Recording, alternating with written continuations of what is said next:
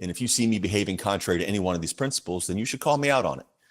And I think ultimately it kind of boiled down to, in so many organizations, there's this for one to win, someone else must lose mentality. And it creates this conflict where we should be kind of collaborative. We end up being competitors to one another. And that creates all kinds of dysfunction. So I felt like establishing these principles as clear guardrails and not just like putting them on a wall somewhere, like actually using them in my daily vocabulary. It's like, so if Carl, you're on the team and maybe you're struggling a bit or you've got some results that aren't exactly where we'd like them to be, my first words to you literally would be, hey, Carl, we pick each other up, right? Your business's success depends on relationships with customers, relationships with employees, and relationships with stakeholders. What do they all have in common? They're all human. Because no matter if your business is B2B or B2C, it's really H to H, human to human. Welcome to the Human Connection Podcast. I'm your host, Carl Ponto. Each week, I'll bring you stories, insights, and practical advice from experts that you can apply to your growing company and daily life. This week, I'm excited to connect with Kyle McDowell, former Fortune 10 executive turned inspirational speaker, best-selling author, and leadership coach. Kyle McDowell is on a quest to create cultures of excellence and reignite leaders' passion and purpose. With nearly 3 decades of experience leading tens of thousands of employees at some of America's biggest firms, his philosophy is rooted in his trademark principles, the 10 W's. While today's workforce is plagued with uncertainty and apathy, his strategy is simple: begin with we. His mission is clear: crush the deep-rooted dysfunctions so many organizations passively accept. During his incredibly successful run in corporate America, his leadership legacy was born from delivering superior results, empowering leaders, and driving massive cultural transformations. His Wall Street Journal and USA Today bestseller, Begin With We, delves into the root causes of business dysfunction, offering a remedy through the 10 W's framework. Rather than outsourcing solutions or ignoring cultural challenges, he elevates leaders and sparks massive change within organizations by adopting a mindset that prioritizes we over I, you, or me. His insights have earned him invitations to speak at prestigious businesses, educational and nonprofit institutions, and his expertise has been featured in major national publications, including the Wall Street Journal, Forbes, and Inc. magazine. Congrats on your incredibly successful run in corporate America, and welcome to the Human Connection Podcast. Hey, Carl, man, what an introduction. Thank you for having me today. Happy to be here. Yeah, I'm really excited to explore the Begin With We framework because it does seem like there's this huge rift and lack of trust between businesses and their employees and customers and clients, and that there is very much this us versus them or you versus me mentality. And it seems like the solution is to have beginning with we, what your whole book is about. So tell me more about the framework and how it all works and how it's helped people in the past and how it can help people going forward. Yeah, I think it's probably a good use of our time to provide a little bit of context. So I spent nearly 30 years in big corporate America leading really, really big organizations. My last couple of roles, I led north of 10,000 employees in each of those roles. And the first 20 years of my career, I think was not dissimilar than your listeners. And you actually covered a lot of that in the introduction. There's this sense of uncertainty. And for me, what I felt as I kind of climbed the ranks inside the corporate world, the only thing that matched my sexy titles and, the ego that grew with bigger and bigger scope was my level of apathy. I started to feel like I'd lost the desire to make an impact. I'd lost the passion for my work. I'd lost the desire to connect with others, which is, as you said earlier, it's all about humans. That's what leadership's all about. So I was in search for a better way. I had this hunch that there has to be something different other than this laundry kind of lather, rinse, repeat thing this hamster wheel that I had been on for 20 years. And I took a role that was pretty clear. There was a need for a cultural transformation. They needed a shot in the arm. And I had no idea how I was going to do it. I just knew at that point in my career, the recipe that I had used historically had left me feeling apathetic. And I couldn't continue to do the same thing. Although I delivered great results throughout the bulk of my career, I was left really kind of empty. So anyway, the night before I was going to meet with this new role that I took on, I asked the top 40 or 50 leaders of the organization to kind of come together, and it'd be my first chance to set expectations of them, but more importantly, give them the expectations they should have of me. And the night before, as I was kind of running through my head what I wanted to share with the team, it occurred to me that most organizations do a pretty good job onboarding employees, and they say, okay, here's how you do your job. Here's the policies and procedures, the SOPs. But most companies are really void on setting the same expectations for behavior. Like, how do we treat one another? How do we show up for one another? How do we treat each other in adversity? How do we reward each other? Not just like boss to employee, but peer to peer. And then just as importantly, how the team member treats and even manages their leader. So I wanted to be really prescriptive, but I also didn't want to be the guy that just created some initiative that nobody could get behind, because I think you would agree that most mission statements or corporate values, people just can't relate to them, certainly can't recite them when asked. I've learned that on stage. So I created these principles, and, by definition, Carl, a principle is a system of beliefs. It is our fundamental truths. And I just had this hunch, if we could align a group of human beings around a series of principles that I think in isolation, any one of those principles, no one's going to disagree with them. And I'll run through them in a moment. We have a chance to deliver excellence. And that's what I was hoping to achieve with this team, was excellence, not perfection. I just knew we had a chance to be better than they had been maybe in the previous few years. So anyway, the 10 We's changed that organization. It was a $7 billion program that I ran. Nearly every result reached all-time highs. But what was more powerful to me and told me there was a bigger calling, which ultimately compelled me to write the book, was I watched bosses transform into real leaders. They stopped being territorial. They stepped away from their sandboxes. They actually started to give a shit about people around them, which is really profound to see. And I left that organization, took the principles somewhere else, and then it just occurred to me that I had a bigger calling. I left corporate America in 2019 to write my book. I had the goal of selling 1,000 copies. I thought I might know 1,000 people around the globe that might buy one, and we're right about 50,000 copies sold now.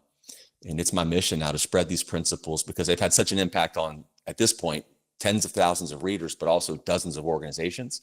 And it feels like an obligation to continue the momentum.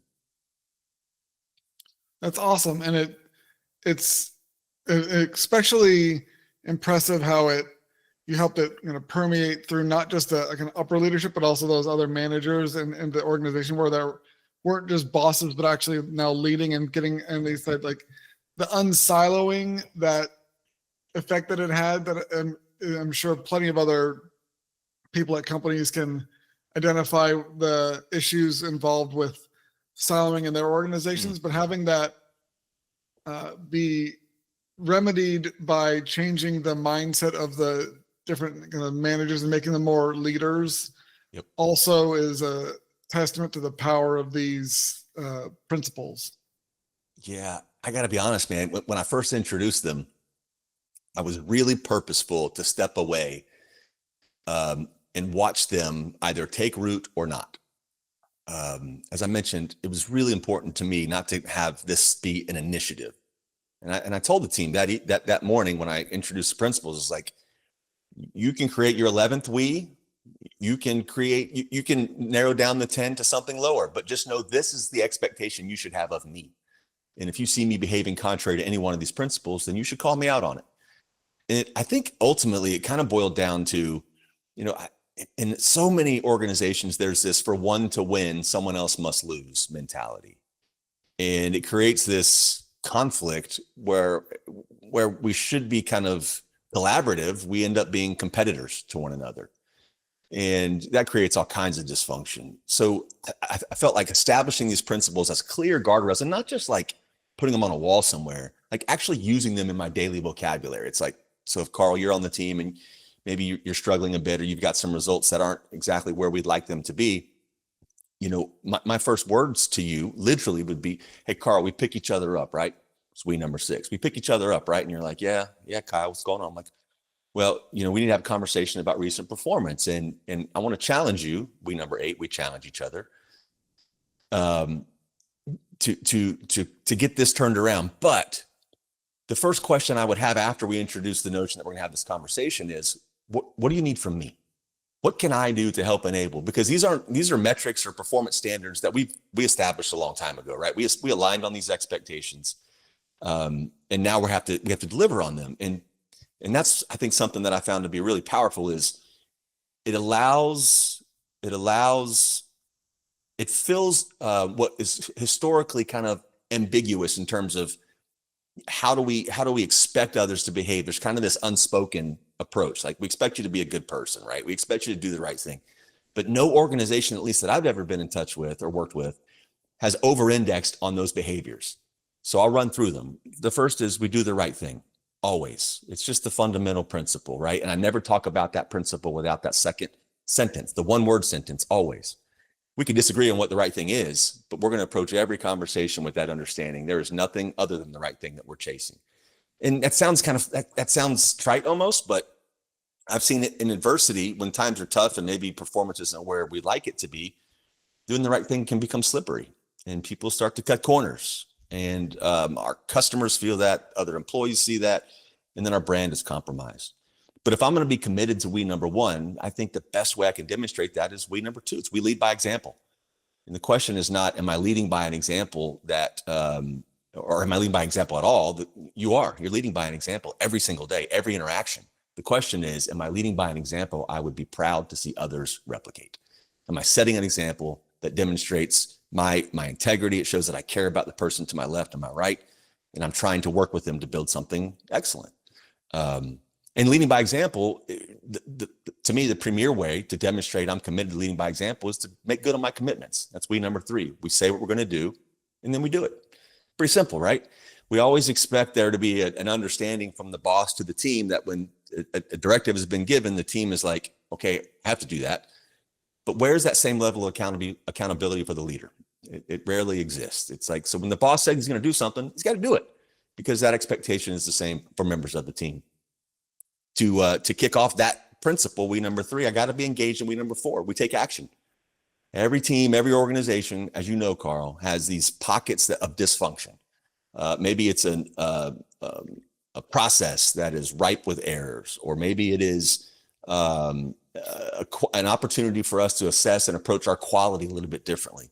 We all know there are areas within our teams that are underperforming that we have the solution for. But in most organizations, there's very little incentive to raise our hand and say, hey, boss, that's a problem. I'm going to go after that. It usually is not met with more money. And it's usually, if you stumble in that taking of action, you're going to feel the repercussions, whatever that might be, but it won't feel good. So we like to keep our heads down. But when we're trying to build a culture of excellence, taking action is essential. Otherwise, we're just subscribing to mediocrity. But if we want folks to take action, we have to be aware and live we number five. It's we own our mistakes. People are going to take action and stumble, and that's okay. But we want them to be in a comfortable place so they can raise their hand and say, hey, man, I blew it. And that goes for all members of the team, including the leader. The leader has to be open and transparent and authentic to say, I blew it, man. I blew it, because they can trust that the team already is ready to rally behind them, just as if the leader would be ready to rally behind a team member who stumbles. Which brings us to we number six, is we pick each other up. I mentioned it earlier. We all bring baggage to the office. We all struggle. We all have opportunities of improvement, whether it be professionally or personally. And if you want to be in a real team, you have to commit to picking one another up. It can't be a solo show. And that's important to note, that there's a second component to this one that the leader is primarily responsible for. I mean, we can all play a role in it, but the leader has an opportunity to really have an impact on this front. And that's lifting others to new heights. You know, what do you want to do next, Carl? Where do you want to go? You want my job? Okay, let's talk about that. You want to do something outside of this organization? Let's talk about that. Because I am more invested in you as a person and your growth and your development than I am what you can do for this team. That's almost blasphemy in some circles to try to promote someone outside of the organization. But I've found that is an absolute way to connect with people and forge trust. If I know you're invested in me and my growth, not just what I can do for the team, I'm going to trust you more. We number seven becomes a little bit more difficult for folks to grasp, and the next four are similar in that vein. It's we measure ourselves by outcomes, not activity. And that's something I've seen in so many organizations where we get this fascination with busyness. Let's have a meeting to talk about a meeting, and then we'll have another meeting to debrief on the previous meeting. And if some scope creep comes up, what are we going to do? We're going to schedule another meeting. And all this busyness rarely equates to a desired or identified outcome. So I say, assess the activity that you're engaged in every single day. And if you can't draw a straight line to the outcomes that you've been assigned, maybe it's those that are on your performance appraisal, or maybe something less informal, but you have a few things to get done. If you can't draw a line from the activity that you're engaged in every day to those outcomes, it should be scrutinized. Why are you doing it? We number 8 and we number 9 I already mentioned. We challenge each other, which is incredibly important. It's probably the toughest for all involved to grasp, because it requires letting go of some ego. It requires being a little vulnerable.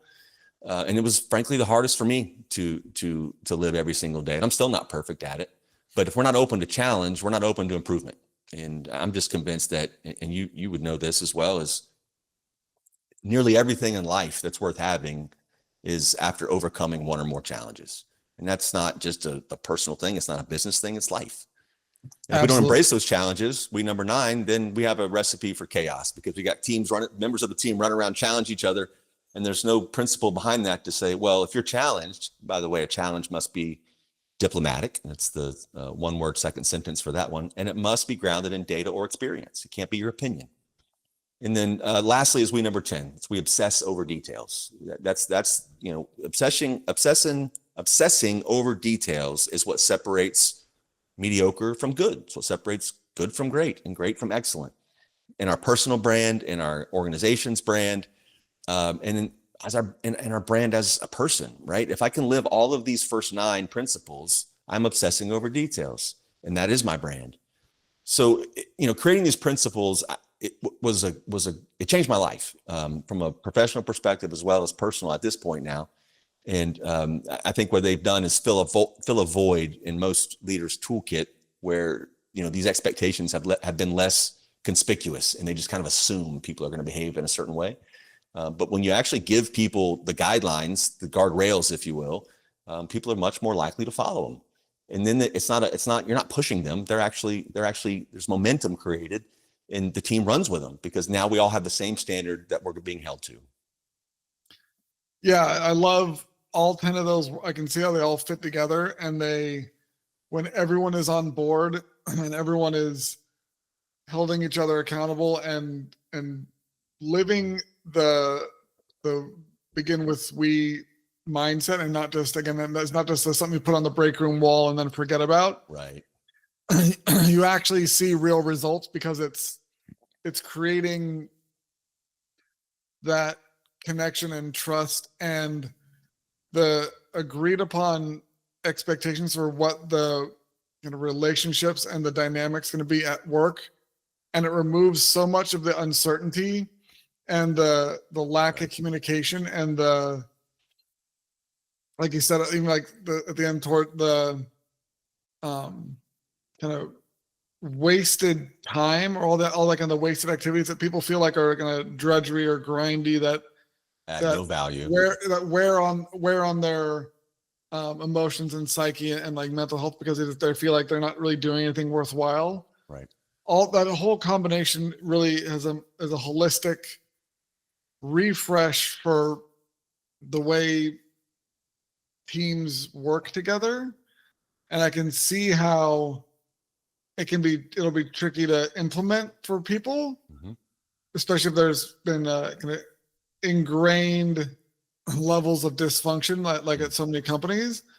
But I can absolutely see how when it is applied, then it empowers everyone to deliver way more value and get a lot more back from the experience of working on that team than most people do with their existing jobs or jobs they'd be getting.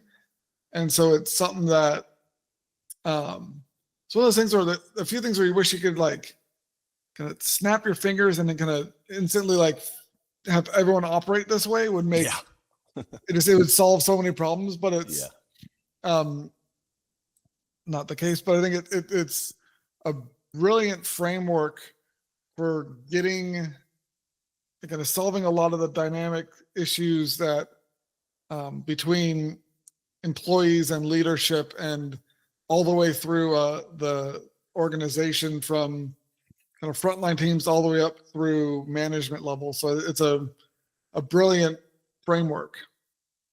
Thank you. It's been very powerful. It's been powerful to live. It's been powerful to watch others embrace them. And it just fuels me. It fuels me. I think I mentioned you earlier, my goal was to sell 1,000 books and where we are now. And I share that not because for vanity reasons, but it affirms to me that there's a hunger.